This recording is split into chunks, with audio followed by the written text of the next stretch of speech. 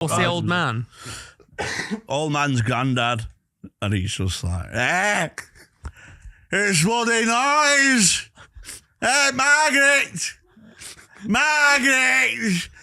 if we're having soup, you're going to have to make sure it's not chunky because it gets stuck in my throat. You stupid woman. Ever since you disrespected me, you've been nothing but grief.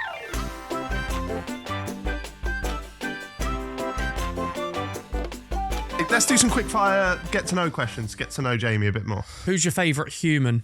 Favourite human? In the world. It can be someone you know personally. Oh. Celeb. I'm pretty fond of my girlfriend. That's a nice shout. That's a bit of a get out clause, that, isn't it? No, that's all right. You can do that.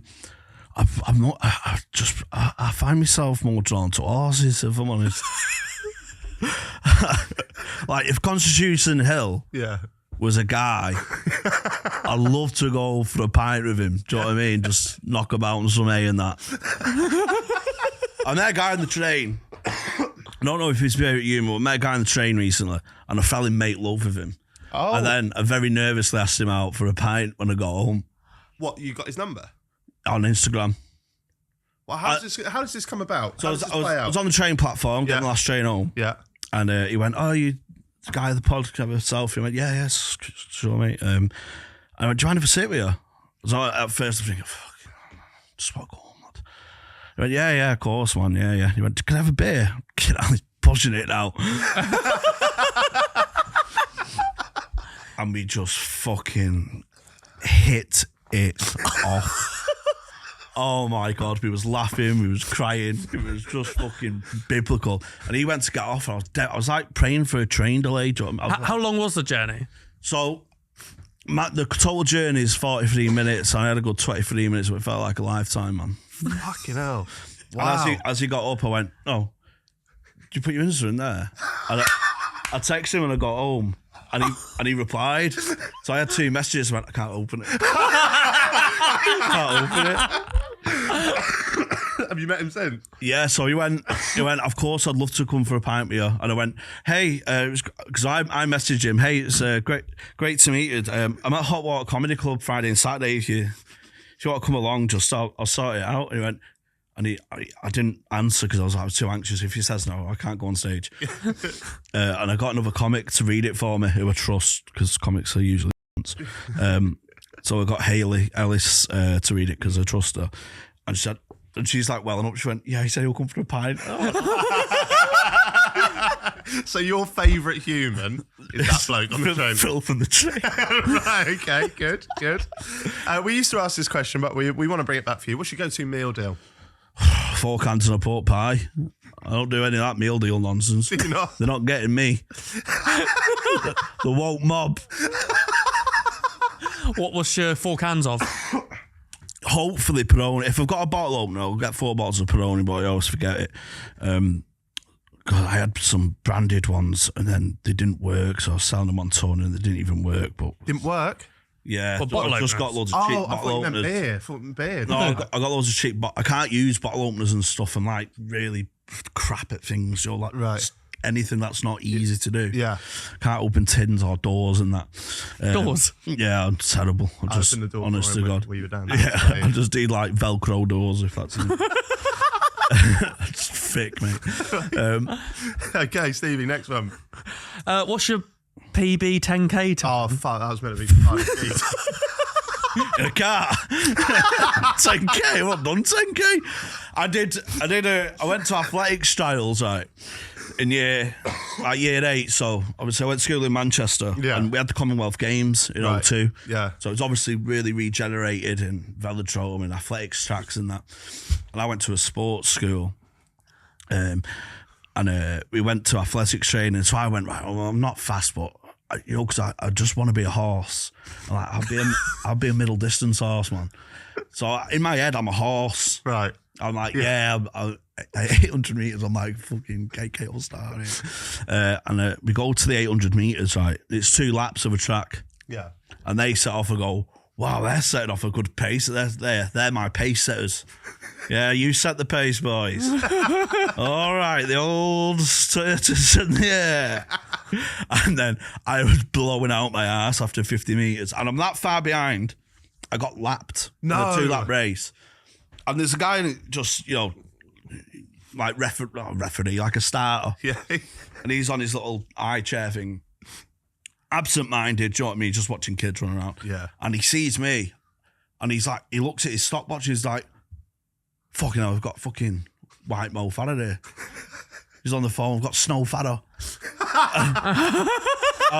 He's like, what? He's checking his time, like, fucking hell, he's on, like, world record page. He went, I don't know where to go. I was that far behind, he thought I was in front.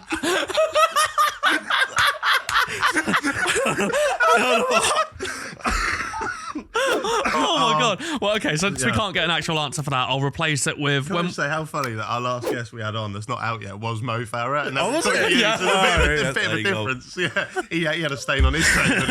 Porn stains. Earning that dough, innit? Okay, yeah, I'm going to replace that with when was the last time you visited a soft play? Oh, fucking prick. What? Visited a soft play? This is a dig at me. Oh, the first time I ever come. I was in a soft play. A soft play, yeah. Oh, my most memorable soft play experience was I fell in love. I thought he was going to say my most memorable car. Yeah. That was 2012. Yeah, after Mo Farah won. For England. Doing the fucking Mobot and everything. Yeah, I fell in love with a 7-year-old girl. I was 9 at the time, but it was fine back then. Yeah. Fell in love with this 7-year-old. This is sick. This fell in love with a 7-year-old girl. Like, she was identical twin from Falkirk. And we used to go to like Blackpool or Wales every year. Right? Yeah. And I was a really, really shy kid. So my mum was like, just hated me for being so shy. She was trying to like, beat the shyness out of me. Yeah. Like literally batter me Oh. for being like, stop looking nervous. So I'd stop hitting me then. But when I'm flinching, hitting me. Christ. It's not all stick, Mum. Just get a bit of carrot. So I see her look across from the canteen, and that she looks like Britney Spears, man. Your mum? Or... Oh no, the 7-year-old 7-year-old girl. No. Mum looks more like Raymond Mears. But I just fell in love with a 7-year-old girl, man. I was obviously too shy to talk to girls. 9 years old. And my cousin came halfway through the week, right, and he was much more confident. He was 9 going on 12. He was, he had that swagger, man. And he got on with the twin.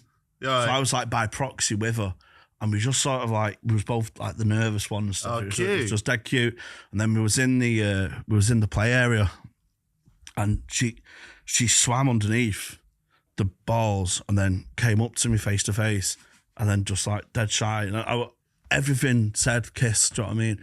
But I didn't really know how to at 9, do you know what I mean? So she just threw like a ball at me head, but I was like, fuck me, I got third base.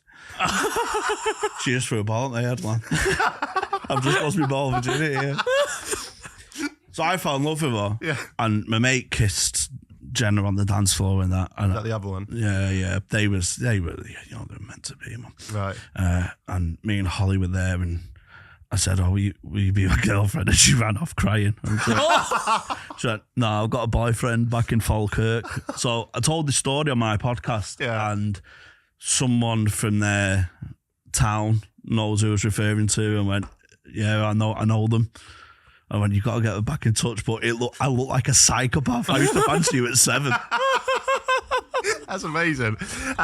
What's the weirdest thing you do when no one's around? Oh, there's a few to that. Wow. Again, going back to what I have horse races in the street.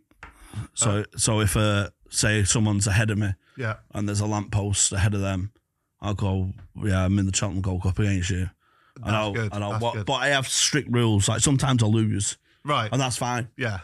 Because every champion loses sometimes. You need the mundane. Yeah, you need the mundane for greatness to shine. Yeah. But so I'll never break into more than what can be seen as a rushed walk.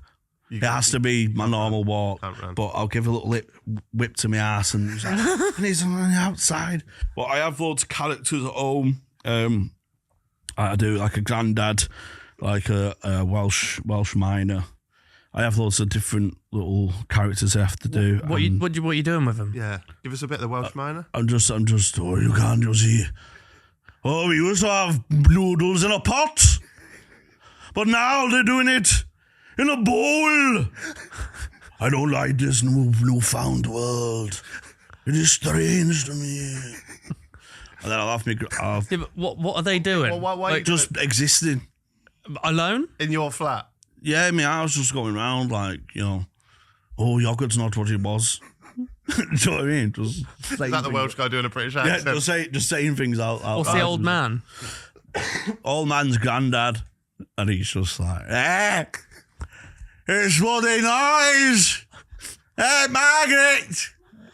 Margaret, if we're having soup, you're going to have to make sure it's not chunky because it gets stuck in my throat.